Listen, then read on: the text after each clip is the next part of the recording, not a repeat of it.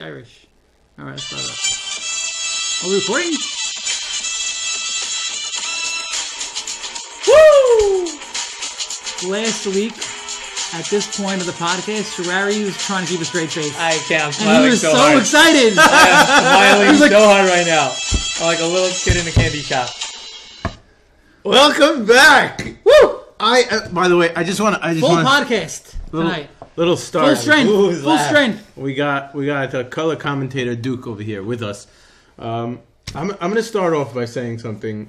This past Shabbat, Sheila was asking me questions about school, and I was answering her questions. She goes, "What did you look like in school?"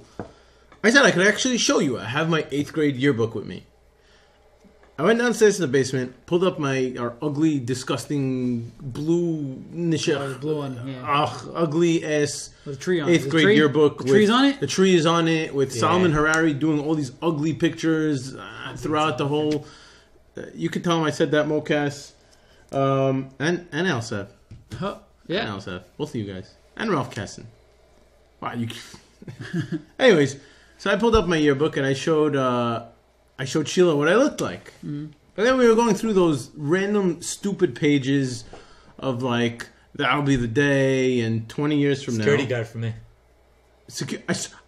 That was one of the things I was going to mention. In what fucking world is Duke a security guard? I fuck people, man. The guy is 95 pounds soaking wet. There had to be a joke in there somewhere. Maybe that was the joke. It might have been the joke. It might have been the joke. Like, I remember they had like Yosef Zayat. You were I as didn't like write the my own. Kleenex. No, Kleenex. Charles, Kleenex. Yosef Zayat was mattress tester. Manchester. You That's were actually a captain great of one. the New York Rangers. Rangers. that and- still could happen, and by the way. Inshallah. And there were a lot of stupid ones, like Adam Dweck, guy who's worth, I don't know, what, a couple $100 million in his family? Right? A hairdresser. Yeah, okay, because Adam Dweck's going to be a hairdresser. He does have nice hair. That's why they did it. But this year's Mazza has actually brought to life my 20 years from now. Oh, baby, what do you have? What do you have? I don't know. Podcast there? Yeah. Yossi was a Video? sportscaster Oh, 20 years from now. wow. Congratulations, man. Wow, Who wrote that? That's Who amazing. wrote that? Who was in charge of this? I have no crap? idea. But In that- 28th grade, Yossi became a sports announcer. That's it. That's Wow. what it's like. And now I feel it. I feel the truth coming along. But then it was like, that'll be the day Yossi signs a test. So I don't know what the hell that was. Signs a test? Maybe you never got your mom to sign your test? No, I what I did was I used to in forge school. No, in school, from the first day of the season, I made up a signature. This way, Oh, it's the fantastic. teacher would never know what my mom's signature like because she would think it's my Genius. Right. Scamming That is system. actually Scamming. amazing. right. From a young age, Joss was scamming. Yeah. He's Young age. freaking genius. Let's get to the podcast. We got Duke here. He's going to be color commentating. He's going to be thrown in, and we actually got Duke for a special segment also that we're going to introduce later in the podcast. What a show we got for you guys this week! I am so glad to be back. I'm so glad to be back with Stan. It's been, I think we had 1 week together in the last month, Yeah, it's been It's been lonely on the podcast. And now we're- you I two don't together. know, lonely, but not the same. and now we're back. So here we are. What segment you want to hit it off with? You could pick. Oh shit! We're going to hit it off with the bust of the week. Bust of the week. I'll start. Fucking Todd Gurley, 10 points. That's You know what? That's You know all. what? That's all. That's all. Hold on, hold on, That's all. 50 hold on. points scored. in Okay, the Kings I'm game. going to stop it here. I'm going to stop it here because the bust of the week is really dependent on the matchup of the week. So we're gonna get back to bust of the week. We gotta get part of the thinking. I looked for it. I couldn't It find wasn't it. it, I couldn't even find this. I don't know how you found it. I couldn't find it. Matchup of the week. So I texted Stan during our matchup, or Yeah. it was during our matchup, and I said, I think it's obvious that the start of the week, the matchup of the week, is going to be me and Stan. It looked like an obvious one, and I told Stan that the winner of the start of the week, of the matchup of the week, the winner between me and Stan would be able to take this one away and make it and take the segment to himself. I'm going to start it off. Stan's team. Absolutely, I have Stan's number throughout Mazda history. It's true. Stan is my mentor. He's for all intensive purposes my fantasy father. I taught you too good. And I am 9-1 against him lifetime. It's ridiculous. And Reminds me of Stan owning me. He's like 12-1 against going me. into Sunday Night Football, it looked as if Stan had this one clearly in the bag. Clearly, he had Dalvin Cook and Kirk Cousins going for the Sunday Night Football matchup, and then the next day he would have Robert Woods and Todd Gurley. And I was up not by much. As the night went on, Dalvin Cook put up 0.5 total points. Kirk Cousins put up projections at 15. The next day, Stan's projected to beat me by 10. We're having a whole conversation in another group whether I had a chance against Stan. Stan said he put himself at a 25% chance of winning the matchup. That is true. I was in that chat. And I thought that this week was going to be the week that Yossi Abadi will finally lose with Ryan Fitzpatrick on his team. But that didn't happen. Nope. Todd Gurley put up a putrid 10 points when he was projected for 30. And Robert Woods and Brandon Cook just canceled out each other. And I'm 7-0 with Fitzmagic. Have you ever seen a 30 projection? I don't think I've ever seen that until this week. Mahomes was 33 this week. Both of them. I did not see that until this week. So the matchup of the week, Dalvin sucked, Gurley sucked, Alshon with his third straight game under 7 points. My guys didn't even put up a great matchup either. I had a lot of guys in the single digits, but it came down to, again, for back-to-back weeks, Kamara and Ingram. Those two guys hopefully will ride me into the playoffs so I can lose in the first round to whoever I play, because my team is not strong enough to win it all. But matchup of the week, Yossi and Stan. Congratulations, you two. Congratulations, guys. Great fucking matchup. Listen, I'm very upset about this matchup. This team is shitty. And most likely I'm out going forward. I thought once Nemo beat me in week 9 that my season was pretty much over. And now it's pretty much over. I mean, Gurley, he was projected for 30 points. In the end, I needed from him 23.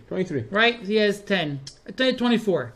Looking at his game logs, not including last night, he hit 24 in 9 out of 10 matchups.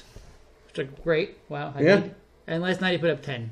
Now it came out today that he had an ankle issue. And whatever. So just, whatever. Fuck you, Sean McVay. Ride him. But either way, it doesn't matter. The actual ramifications of this don't matter. Had I won this week, I still don't think I'm locked for the playoffs. I still think I have a tough time getting anywhere. It would have put you in a better position. Sure, but I'm losing this week to Dag. Lock it up from now. Gurley's on bye, Woods on bye. That's the two best guys. It's just all the segments right now in one right now. They're all happening. And then I gotta play Charles's stupid Rodgers juggernaut team in week 13. This is not happening for me.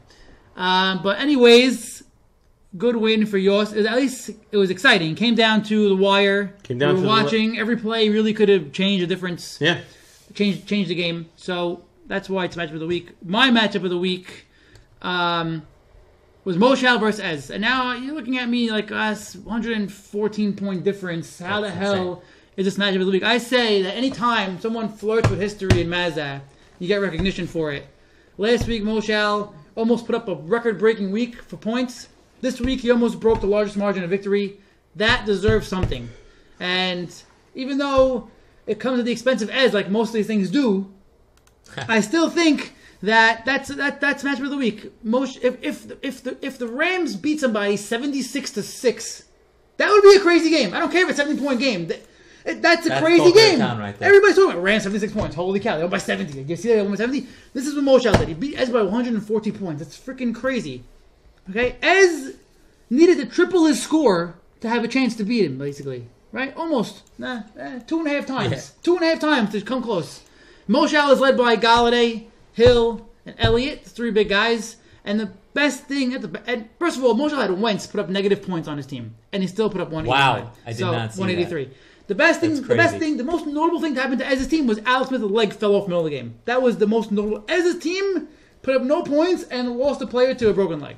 So I mean, even if you throw 20 to Alex Smith, that's still, you're still looking at give 80, Alex Smith 75 points, and still he's still down 100. It was just a dominating performance. As his last week points and this week's points combined would have beaten Moshe by 6 points. I put in my notes here that even though Moshe nearly set a record versus free team, it's still, even though it was free team, it's still good.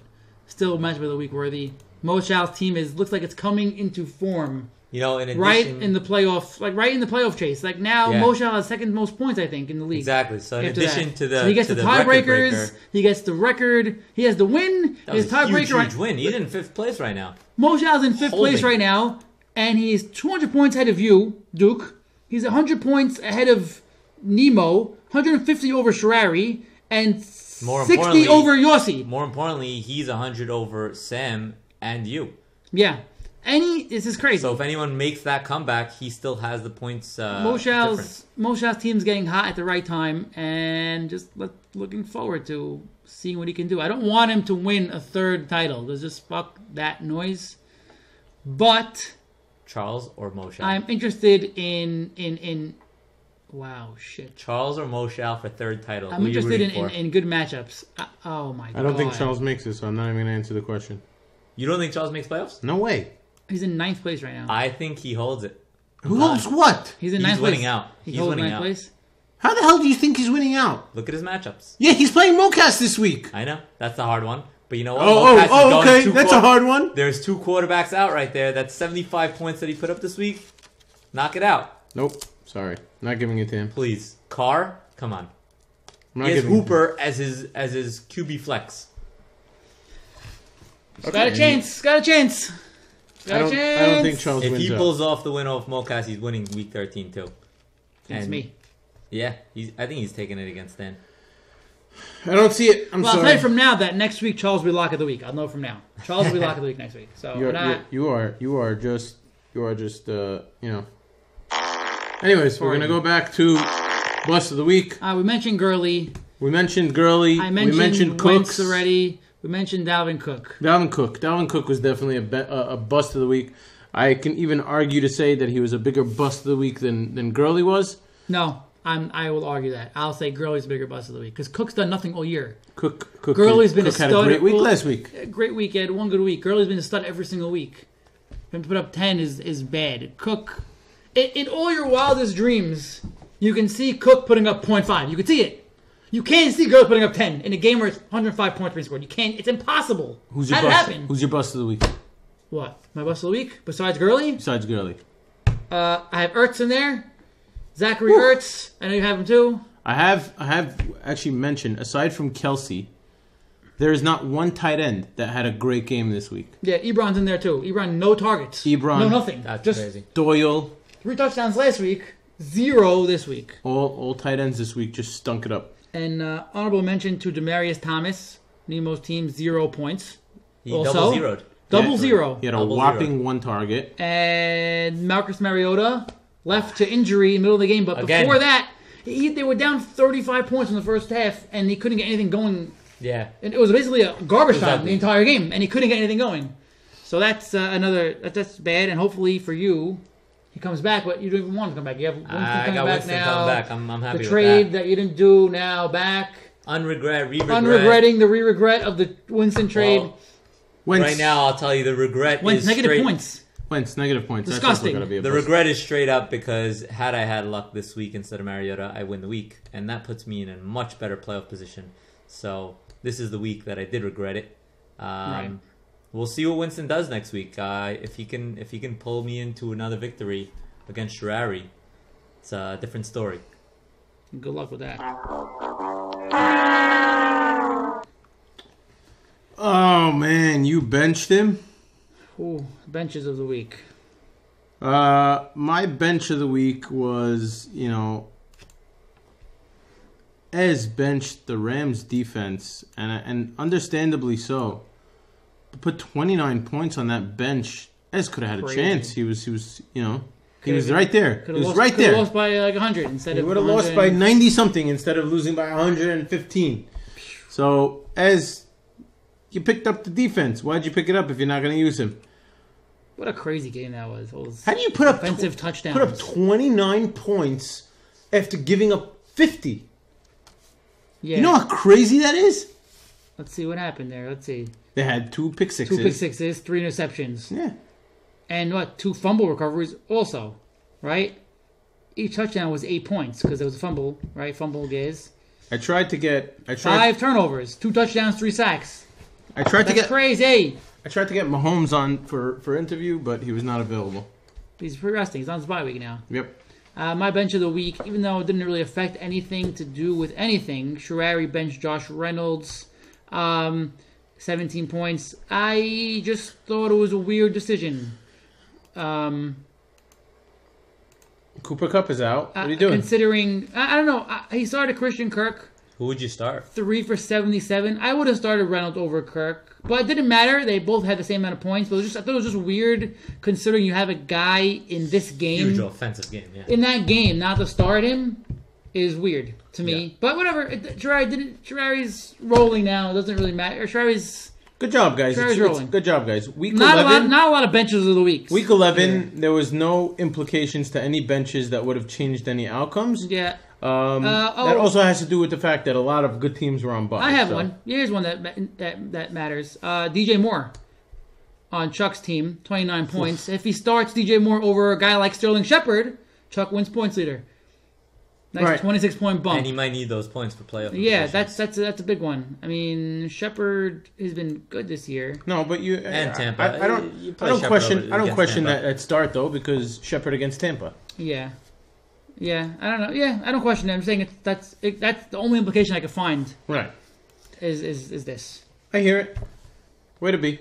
Yeah.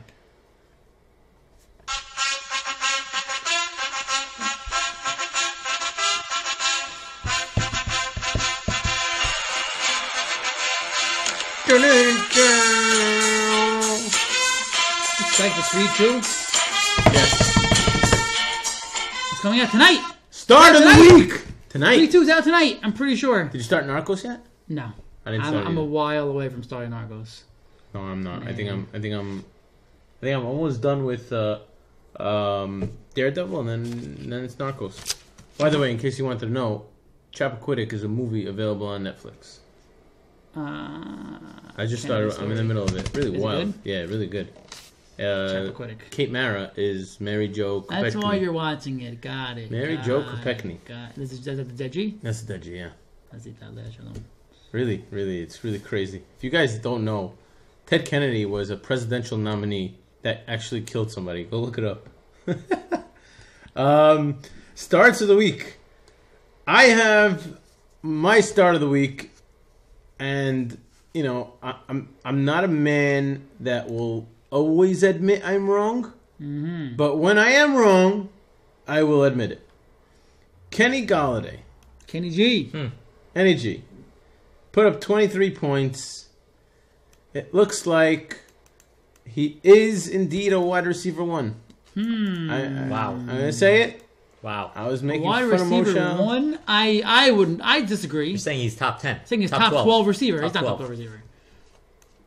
I think the amount of targets that Stafford is going to throw his way, not having a viable, a really great running back now, and having not many passing options, Stafford is a great quarterback, and he's going to send the targets his way. I think the targets that we saw from Tate are going to Galladay.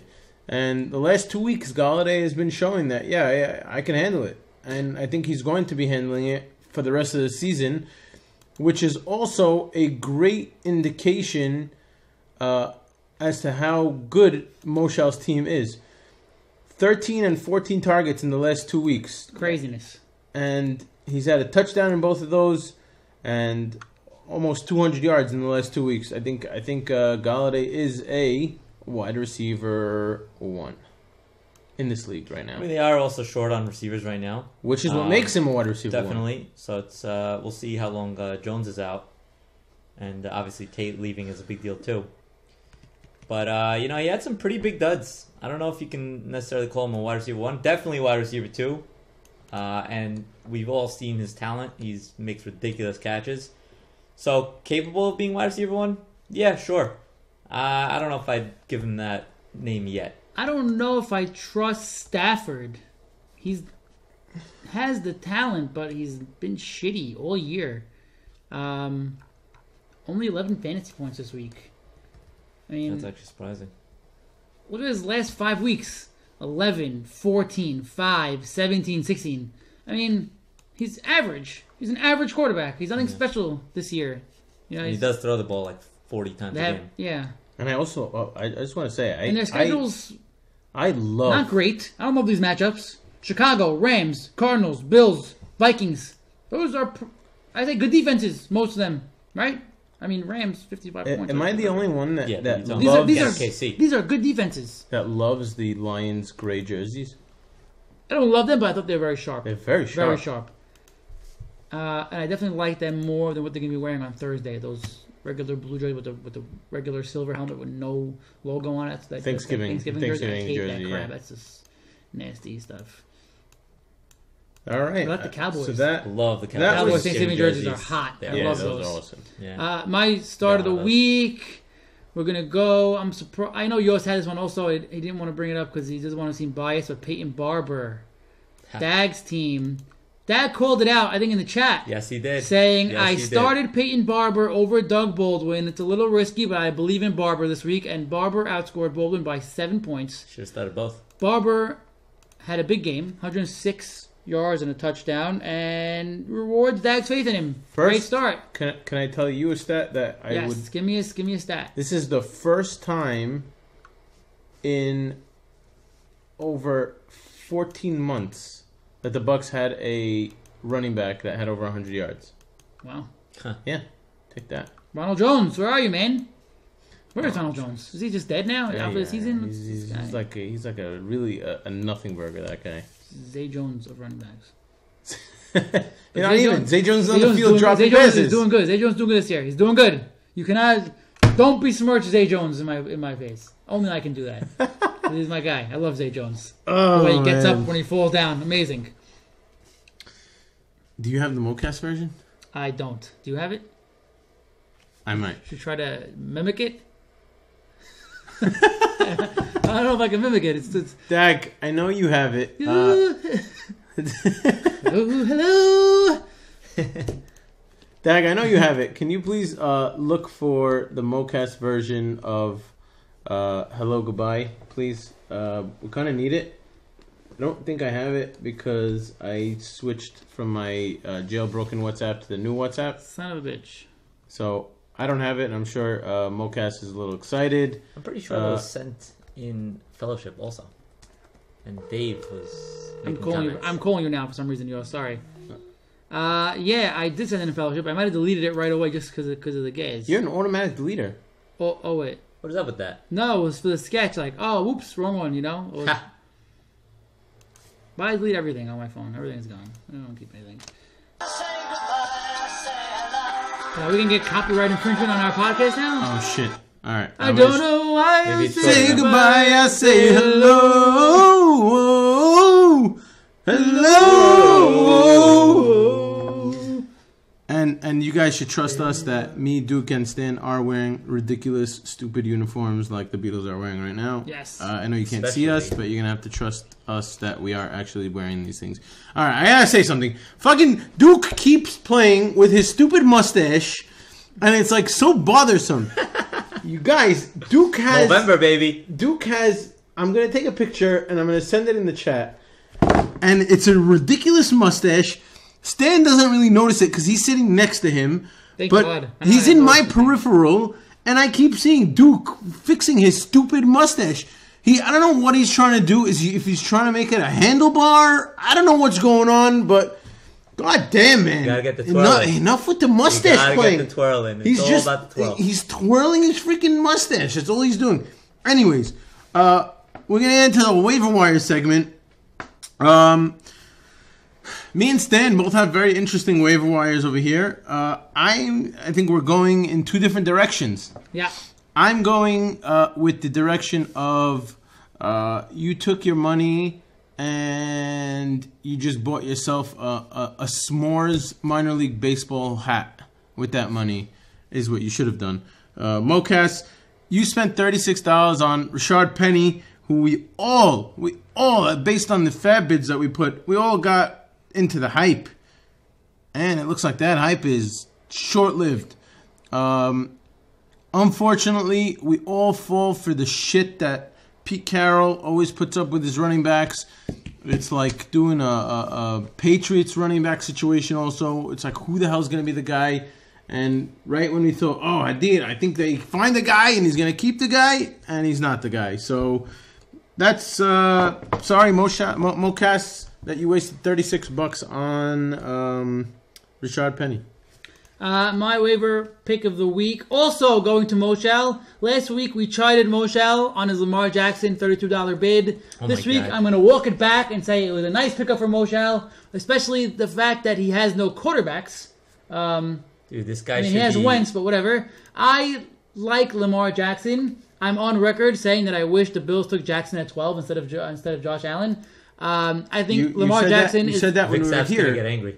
No, you said that when we were here watching the draft. Yeah, and I have it here. I looked for it on my chat with AB Dweck because we were talking quarterbacks. The Bills and Jets fans both want to talk quarterbacks. He should qualify a running back at this point. I love Jackson at 12. I'm a big fan. He's a better Tyrod. That's what I said. He's much more electric than Tyrod. He's speeding fast. His passing game needs work. It seems I watched some of the game, but I know he can do it because I've seen him do it in college. It's not like he can't throw. He can throw. He has got a nice arm. So until they open up the playbook for him, I don't know when that's going to be, and I don't know how long he's going to start for, but in the meantime, his floor is so high because of the rushing yards that it's almost always going to be a good start. I picked up Jackson in all my leagues where he was available, and I'm starting him in most leagues this week because he's playing Oakland. They can't stop the run. And he's going to have 100 yards rushing. Easy. That's 13 points baseline without passing. And that's with Alex Collins and Gus Edwards, whoever that guy is, stealing goal line touchdowns. So that's, at least for one more week till Flacco comes back, that's a good buy for Moshal. So Moshal will take back that what the fuck was that thing that we had last week. And talking about good job, Mo. A lot of times it's not necessarily yes, we were bashing the fact that it was a ridiculous pick, but it's also about the value. You can get a guy for much less. And that's really what it comes down to. Sure. But having said that, I don't care what price it is to get a guy like that at this point in the season. It's more rolling. It's more. He was playing besides the value. Besides the s'more? It's s'more. Do you see the s'mores? The s'mores logo. You didn't hear my drop on it? No, I just said it like 3 seconds ago. What are you talking about? I said Mocas should have wasted his money on a S'mores minor league baseball hat. Oh yeah, you did say that. Yeah. It's Rosie's new favorite team, by the way. The Rocky Mountain vibes. Wait. So wait. Go ahead. It's more not about the value, the fact that only Dag bid and bid zero means we're all schmucks. Yes. And Moshal is the smart one. I didn't even know Flacco was going down. I didn't see anything. Dag is also a genius. I'm surprised Nemo, who has Flacco. Dag's a genius. I'm surprised that Nemo, who has Flacco, didn't see it. And yeah, Nemo. Not necessarily that he should have bid, but no, I think he should have bid. But whatever. Even if it's just a couple bucks, just to play it safe. I think he should have bid. I'm surprised he didn't know about him. Also, before we go to the next segment, why does Deonta Foreman keep getting picked up? It's crazy. There's a love affair in the league. Is it just Chuck picking him up every 5 minutes? Mocas has him now. Who has it? Mocas, why does Deonta Foreman keep getting picked up? I'll tell you why. No, we're gonna go to the next segment. I'll tell you why. Okay, go. I'll tell you why. Because we didn't do this yet. Because oh, we didn't do that. All right, so I'll tell you why. Because there's no one on the waiver wire. So anybody who could possibly be a third of a guy is getting picked up. I have 4 droppable guys, and I have no one picked up. Problem. Snooze matchup of the week. We're gonna go to the duking segment soon. Snooze matchup of the week. I had, and I know Stan would disagree on this because we mentioned it before. I have Moshal versus Ez. Oh. What? Yeah, I'm sorry. When you're projected to win by 40 and end up winning by 140, Ez's entire team, every single person on Ez's team, I wish we could look this up. Every single person on Ez's team, except for one guy, was in the single digits. That's pathetic. Wow. That is sad. Sad. And that's what I'm calling the snooze matchup of the week. It's been a sad season for Ez. Another sad season. Yeah, but you know what? I mean, he wrote off his team, and so did everyone else. Even his mom did. Come on, this is. I don't know if you can use that as a snooze. He's been snoozing the whole season. That's what I'm saying. That's my snooze. My snooze of the week was Duke versus Nemo. I agree. Despite the actual ramifications of the matchup, where now Nemo's in second place and Duke fell to 6th, Nemo started 1 quarterback and 2 zeros and beat Duke by 13. Yep. Yeah. Plus, there was really no stakes going into primetime games. It was over already. Yeah. So this was just, nothing happened in the whole matchup. I had my best guys late, and they just did not produce. David Johnson did 19, fine. but Ertz with 250. You know what? Nothing happened. Ertz alone. You get a 15. Yeah, doable. I mean, Nemo with 2 zeros. That's crazy. Doxson in his quarterback flex, where he could have had Lamar Jackson there. Easy. Mm-hmm. Who the fuck cares about Fab, Nemo says. It's embarrassing Also, on my I'd like part. to say Nothing that it was just a very boring matchup. Very blah. I really Blah. would like to say that I had a lot of fun with Sharari, Moshal, and Ez this past Sunday. We went to the game, and I'm so jealous. That was by the way. all those picks were great. it was so fun. It was really a great game, and I'm really happy we went. And I really think I gotta say, guys, football is one of those sports where, and I think we all agree that the fact that you guys are watching Red Zone and not watching your own teams, you could agree that we can all enjoy any type of football game. I think we should get, maybe not this year, maybe it's too late this year, maybe next year we should really all just go to a game and just chill like we did in the Met game. We should really just go to a game. I know that. I love this idea. But I will fight you on the Red Zone shit because I watched Red Zone this week. It was so boring. I was so bored the entire day watching Red Zone. Also, you don't realize something when you I go to a was so game. bored. I couldn't. I was like, You don't realize something when you go to a game. You don't realize how freaking long commercials really are. Oh yeah. Yeah. Like we're sitting there, and the two minute warning felt like a 25-minute warning. Like get on the field, do something, guys. You know, on Red Zone when they accidentally go into commercial for like 5 seconds, everyone's like, "What the fuck? Come on." Yeah. Yeah. Seriously, it's really. That's the way it is. Anyways, let's go to this segment. I'm gonna explain it. So, the main reason we have Duke here today is for being the namesake of the segment and of the actual what's the word I'm looking for? Of being the namesake of the actual action. Of the action. We brought Duke in here to fully explain in detail, and as I'm sure you guys know from what happened last week in the chat, I was in sunny San Diego at the time when the podcast dropped, and all this crap was going on. I was watching, I'm pretty sure by now he's dead, but there was a seal on the beach that looked really, really sick. I mean, I was busy like hanging out with that seal, taking smiley pictures next to it, and then we realized that he was like deathly ill and he's probably dead. But that's what happened. And I didn't really get to catch up, but I did know that there was a lot of confusion as to what duking really is. So we brought Duke here to explain the expert on duking, and he actually, this is the only thing he actually bought notes for. I didn't. And there's been talk, and it's confirmed, that duking, the term and the actual explanation will be explained in detail in the Constitution. Take it away, Dookie boy. This is your segment. That is true. That is true.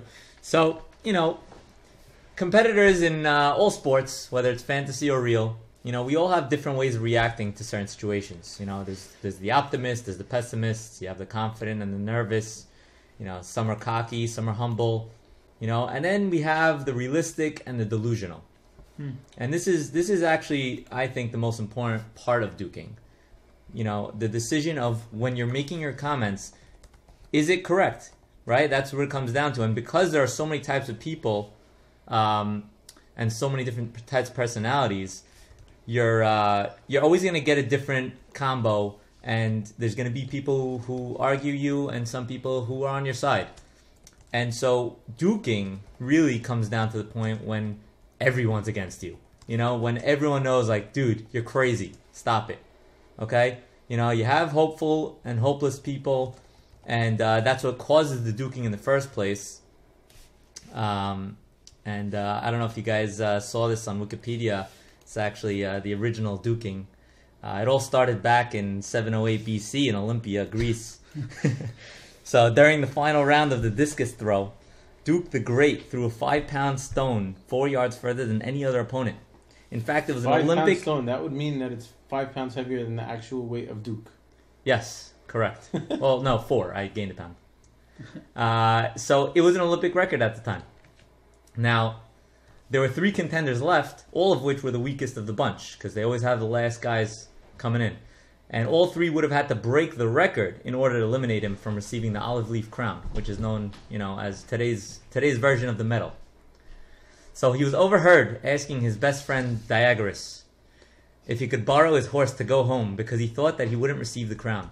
Within minutes, the juicy gossip spread and the whole town was in uproar, and there was even consideration of eliminating Duke the Great as punishment. Needless to say, the last 3 competitors fell short, and Duke the Great stood with his crown. Only the crowd was booing instead of cheering during his ceremony. He was shamed for many years after, and despite winning 3 more crowns, he didn't win back the crowd's approval until 692 BC, when he managed to confidently beat the undefeated Leonidas while re-breaking the record once again. Well, fucking Duke. So this is Wikipedia right here. You guys see it right here. I'm fact-checking right now. Yeah, check it. It's very deep in Wikipedia. It is true. It is true. So confirmed. I confirmed. Fact check confirmed. You can look it up yourself. Duke beat Leonidas? No, Duke the Great. Duke not the Great. this Duke. Duke the Great. Not this Duke. Dude, I would not win that. You would Duke, though. The stone could throw me, though. So, we learned a lot of things from this, Duking to certain lengths is a shameful crime that's been unwritten for millennia, okay? But unwritten for not much longer. There's been speculation that there may be punishments next year issued in Mazda League. The commissioner's office is going to be very busy this offseason, and duking will be on the list of topics for potential rule changes. So, so let's talk duking. Let's go into the specifics here. Obviously, we were talking about different reactions and how people fare when it comes to certain positions in their matchups. No one gets angry at the guy with false hope when he's winning. He thinks he's winning and he needs a miracle. If you're down 25, like I was going in with Greg the Leg, yeah, you know what? There's that 1% chance. There really is. But you know what? You need a miracle. You're up 5 and you're playing a top wide receiver in a high-scoring game. You're not winning. But, there are miracles, like we saw Dalvin Cook, -1, right? What do you have? You have 1 point? 0.5. 0.5 points. And you said there was this guy who was down 1, needed 1.1 to win. 1.1. You know what? It does happen. Don't get me wrong. It does happen. But you're still delusional. Going in hindsight, you can always say what it was. But in that moment, you can't tell me that the guy who had Dalvin Cook needing 1 point is saying, "Oh my God, I lost." But yeah, at the end of the day, the guy who's always got hope, no one's complaining about him. You might be delusional, but no one cares. And it's very, very common with Knicks fans. We tend to have hope for absolutely no reason, no matter how bad they are. But on the flip side, when you're the one that's ahead, or if you're even in an even matchup and you're claiming to be losing, or you're claiming that it's over, that's when it's a problem. Now, there are three components to duking that are very important. One of them is the timing of the comment. Okay, in early duking before a matchup starts, it just shows that you're not confident in your team, or you're just trying to nahas a close matchup, which intentional nahas's don't work anyways, so it's a weak attempt. But the later you go into a matchup, the more we know, the less question goes in. People say projections don't matter, but the closer you get to the end, projections start mattering, because at the end of the day, there's only 2-3 players left. That's when it matters. Okay, so timing is the first component. The second component is the closeness of the match. Okay, so if you're up 50 or down 50, it doesn't really come into play. You're just an idiot if you're bringing up, the fact that you're gonna lose or win. It's over.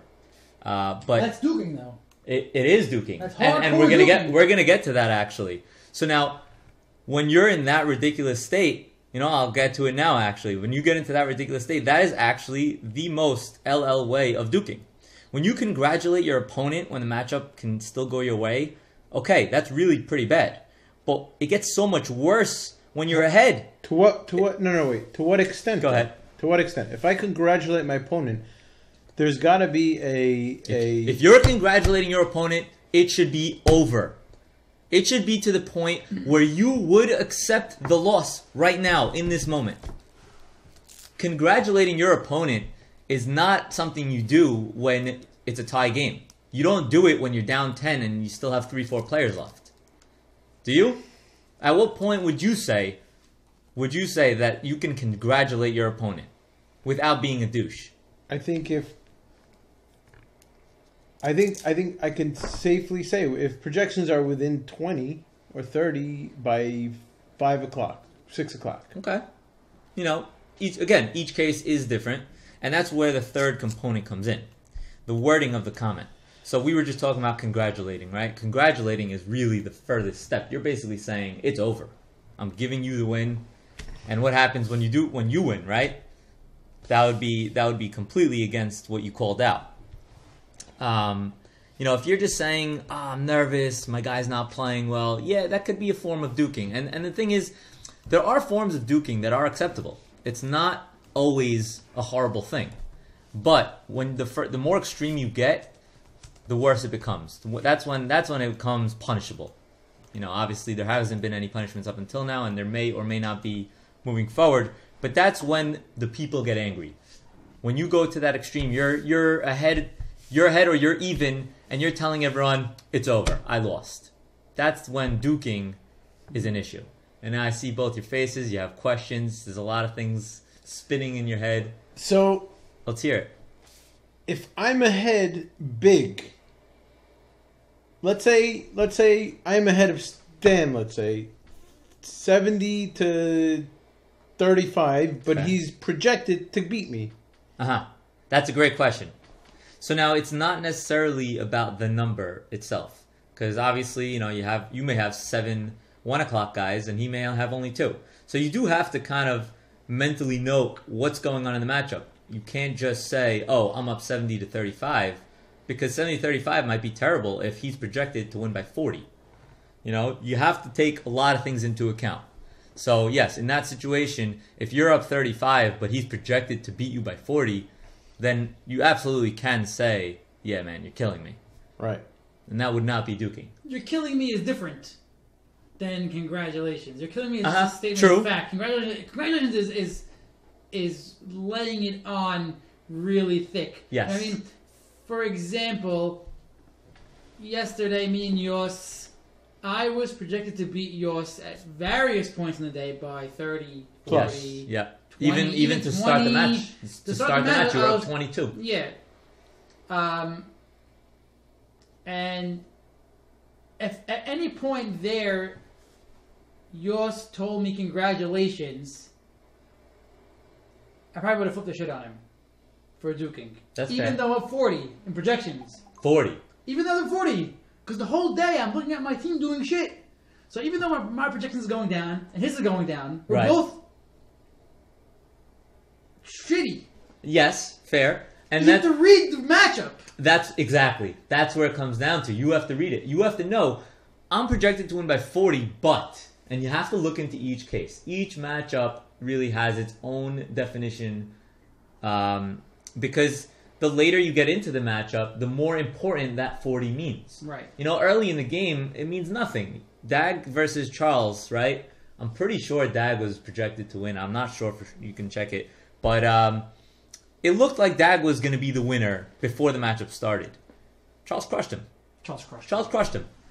So, you know, going into the matchup, if you were to say, oh, Dag's projected to win by X, and therefore, you know, it's over, no, you're not saying that. So when you're saying you're up 40 on projections against yours, you're right. You could say, you know, I still have a chance of losing. But if you said you were projected to win by 40 with just that final game going, with two players versus one? Yeah, I mean, it would be crazy. Right. It would be crazy for you to say, yes, you won. What if, going into the last game, okay, I'm up 30, and he has a kicker left? Zerline. This is your matchup. Yes, this was my matchup. Zerline. 25. I was up 20. I was down 25 with Zerline, the best kicker in the game. I'm trying to phrase this the right way. This question. You have, let's say you're playing Yos. You're down 20. You have Zerline left. Yes. Okay. You tell Yos, congratulations.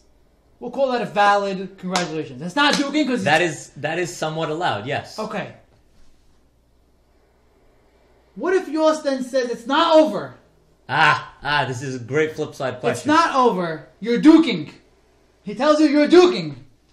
Is yours now duking? So that is actually a great question. And this is actually where the duking question comes in. Because this happened with Dag and Mocas last week. Right. This is where the moment happens and you're saying to yourself, you know what? One side has to be right. Right? Technically, one side has to be right. But that's where you're wrong. You're wrong because there is a technical possibility for Zerline to get 20. 20 is possible. Having said that, it's a very low chance. It's probably 5%.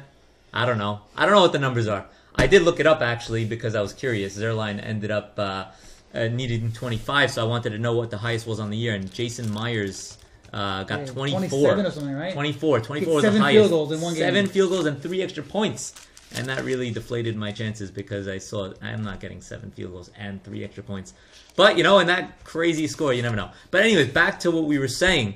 Yes, there is that small chance. And so by saying it's not over, you're not necessarily saying, oh my God, you won. You're not saying that the other person won. But you are saying, I'm not counting my eggs. What is it? Counting my chickens until the eggs hatch. Chickens before they hatch. Something like that. Chicken or the egg. One of those.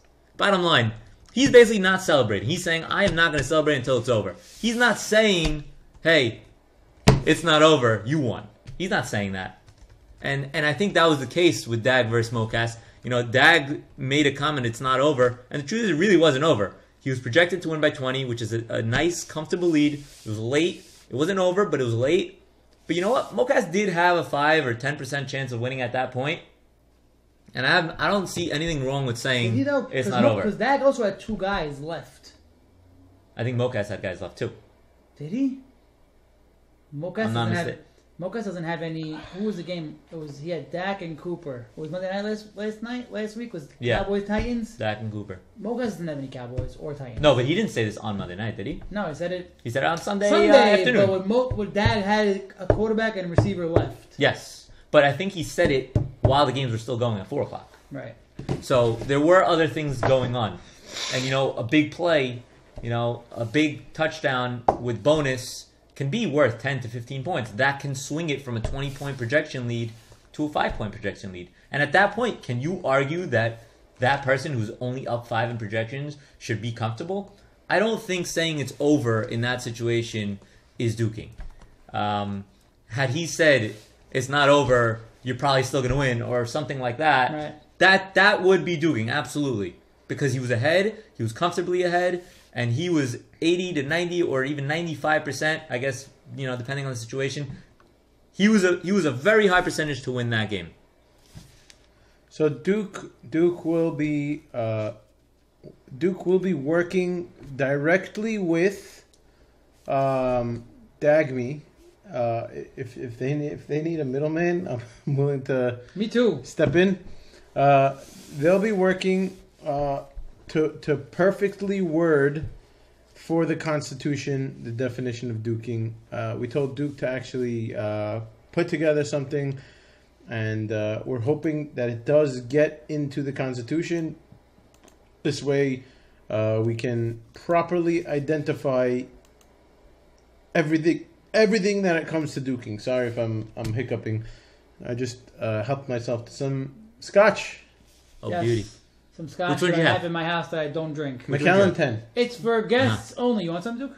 I'm not a Macallan guy. Actually, I'm not feeling scotch right now. I'm gonna be drinking a lot on this weekend. How about some? Anyway, before we move on to next week, I just want to mention the kicker. Their ass. There's nothing. There was nothing. Someone told me in my office today that they're in a league where kicker Shrari, you're gonna love this, Shrari. A 52-yard field goal is 11 points. What? And a 56-yarder is 13 points. He doesn't. And they go, we love it. It's amazing kickers. You take them in the 6th round. Tucker's like a 7th-round pick because it's freaking crazy. That is nuts. Every miss is -3, and every field goal value is like jacked up to Shamayim. Oh my god. Crazy. So they're potentially more valuable than regular people. Quarterbacks. They're kickers. They're regular value. Zerline could Tucker be was a 7th-round pick. Zerline could well, potentially be a 40-point week. Picks kickers in the 7th round anyway. Right, what I'm saying, but he's legit 7th rounder. He's like, wow, this is awesome. That is unbelievable. Crazy. I would love to see the actual week by week off-season suggestions. I love kickers. I'm in for 2 kickers. I'm down for all kickers, all defenses. And before we go on to next week, one more thing. We forgot to mention one matchup. That Sherrari versus Alsav. We didn't mention that matchup yet. Sherrari is still rolling along, taking down Alsav team who's out. Now lost 6 in a row? 7 in a row? Could be. No, that would mean he was 3-1. Is that possible? Alsav lost 7 in a row now. Oh my god, he was 3-1. Smelvinville! 7 in a row after beating me, I think, which is fuck my life. And Sherrari's team is getting hot also at the right time. Aaron Jones becoming a guy. Odell Beckham's heating up. Sherrari's team, as Dad keeps saying, is a dark horse to win it. And right now, sitting at the 3 seed, very close to the 2 seed. I think he's just points away from Nemo. It's got to be really depressing for Alsav. That is a 7-game losing streak crazy. Is no joke. He's going for the record. When you start off 3-1, you have hope. He's going. I think the record. And that hope doesn't disappear until you're 10. 3-4, If he loses his next 2 games, he has a chance to tie the record week 1 next year. Oh god, which is exciting, very exciting. Sherrari has Duke this week, and let's see what else that has. Alsav plays yours.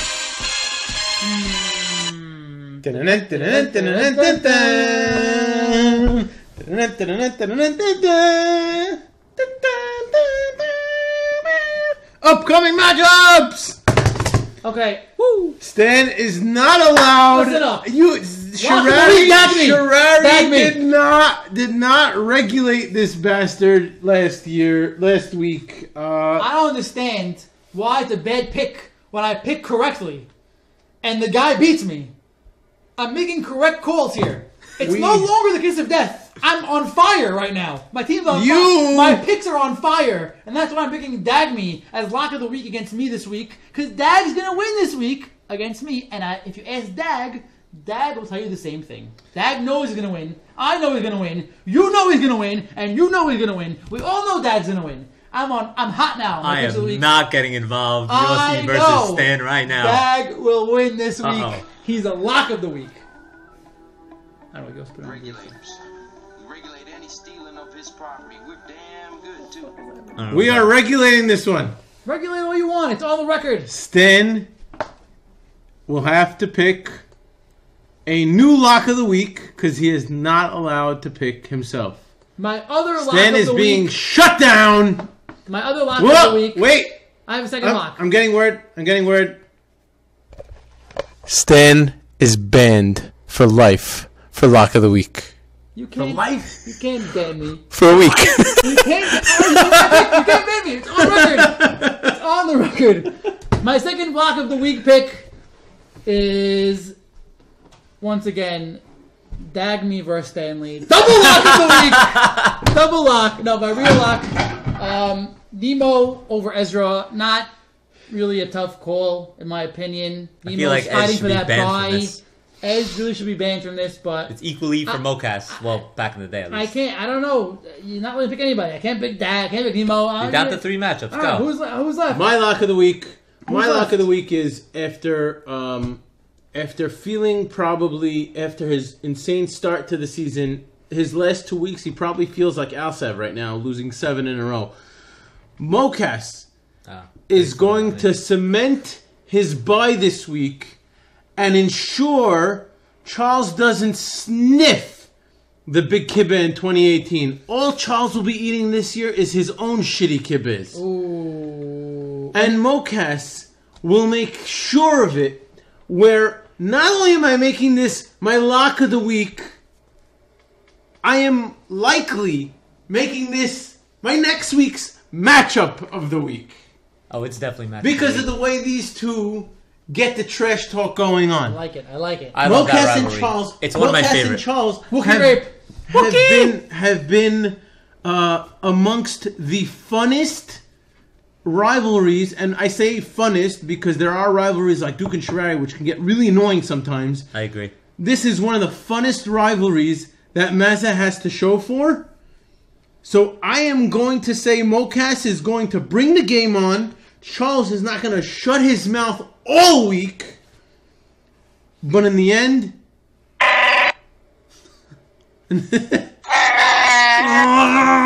Wookie! In the end... Also, the playoff implications are huge. Mocas is going to end... That's a good one. That's a good one. Is going to end Charles's life this weekend. And... Well, yeah, Charles needs to win out. Continue his romp over... But even more so, Mocas needs to win. I mean, you have right now Shirari and Nemo staring at him. Doesn't need to win. Yes, he does. If he wants that first place one overall, of the next two, he has the. He's got to win one of these. Number one, right? Yeah. Number one. He wins one of the next two. Who's he got week 13? Let's check right now. Week 13. Alsav, I think. Or if that's the case, He has then it's over. Moshe. Oh, Moshe. Moshe's been on fire. Anyways, on the flip side of that, I have Chuck as my upset of the week against Mocas. I was thinking, could I have made? By the way, could I have made Mocas my lock of the week and Charles my upset of the week? No, that makes no sense. How is that even possible? I don't know. Okay, You guaranteed 1-1. Okay. Anyways, Chuck, Listen, I just can't get around the Derek Carr situation starting. What's his face over Gotham Mahomes on bye, and he is starting Derek Carr against Ravens defense. I just can't get around that. It's too much for me to bear on that. So I'm taking Chuck. Chuck's team looked great this week, beating Dag. His receivers came to play. Rodgers and Ben showed up. It's all Charles needs. There's 3 receivers to go ape, and Rodgers and Roethlisberger to have a good game. Then he's gonna win every week. And I also would it's 5 top guys, yes. I also would like to take this back by saying that now that Jameis Winston is quarterback for the Tampa Bay Buccaneers, Mike Evans has now become a elite wide receiver 1 again. Mm-hmm. So that is a big plus for Charles. Fitzmagic is not his quarterback anymore. For now. I am not with her. I wonder if Mocas will bite. pick up a quarterback this week. Are we going to post this before you can hear it, before waivers? Because Tannehill's available. Nick Mullins is available. I feel like if no one picks him up, A lot of guys available. between Guys now, are available. he has to do it tonight. If he's Yeah, not doing it I'm tonight, saying, will he hear this before waivers go out? Because if I don't want to give him any No, ideas. it's going to probably go I think tomorrow. go. Yeah. Yeah, so I want to pick up quarterback, starting instead of Austin Hooper as quarterback flex. Anyways, we're at 59 minutes right now. Hold on. My upset luck, of the week. my upset of the week. You said you're upset of the Another week. one. I have mine. No. 2? Go. I have 2. My upset of the week. Shirari is going to be using his guys sparingly, knowing that he clinched the playoff spot. I know he's going for a bye. Go for that bye, man. He's going for the bye, but Shirari is going to be on and off, come in the game, come out the game. He's going to be using his guys, not abusing them. And Duke not only will beat Sherrari, my upset of the week is that Duke will crush Sherrari. Wow. Why? Wow. Why? Seriously, why? It's Winston bias. I mean, I hope so. I actually told Stan, I said Winston is my guy now. Like he has to be the guy that takes me to the win this week. I think now AJ Green is back, and I think Sherrari's getting a little too excited that that Boyd is going to become that wide receiver 2 guy, but I don't see it. And I think I think Adam Jones comes back down to earth. I think Sherrari's getting a little hemyan that he's got double-digit points out of his tight ends in the last 2 weeks. I think Duke... McDonald had a farm. I think Duke has a lot of great matchups. I think he has even though Ridley has not been great of late. Yeah, he's been quiet, but he clearly has the skills. It's really just But Matt Ryan is playing a Saints big division game. Saints too. Big division game. Duke's just got to pick up a decent kicker, and I think I see Duke crushing Sherrari this weekend. I definitely regret the DJ Moore drop, but could Funches please give me just 1 week? Give me I'm going to put on record that I also have Al Sav ending a losing streak and beating Yossi this week. Just for the mere fact that Fitzpatrick is not long for Team Yossi. And Fitzpatrick is the secret sauce to Yossi's team. 7-0 with Fitzpatrick on the team. What if he's on my bench? 7-0? Yeah. What if he's on my bench? No. Do you start him every week? Do you start him over Bortles every week? I start him every week. I started him every week. So he's always been on. He's always been starting for you. Even when he gets benched, 2 times you start him and he got benched and he won both times anyways. He is the secret sauce. Fitzpatrick. If you start him with a 0, I take back this call and you're lock of the week. Lock of the week if you start Fitzpatrick. Lock of the week. By the way, Winston could get benched. You really don't know. No, he's not getting benched. He's not getting benched. There's no reason he should play. There is a reason. There's no reason. There's a reason. What's There's the a reason? What? Because if he gets injured, if he gets injured, contract, yeah. I don't care. Could be just figure out what they're doing with him. Try figure it out. And I know that there are many teams in the league that wish they had a Jameis Winston. If Winston is a free agent, the teams will be lining up at his door to sign him. You're not wrong. You are not wrong. Boys! Let's go. We'll see you next week. Woo! That was fun. That was fun. Good job, buddy. Send in some duking requests. Anything you want to be reviewed, send it over. Have fun in Portugal. Woo! Thank you.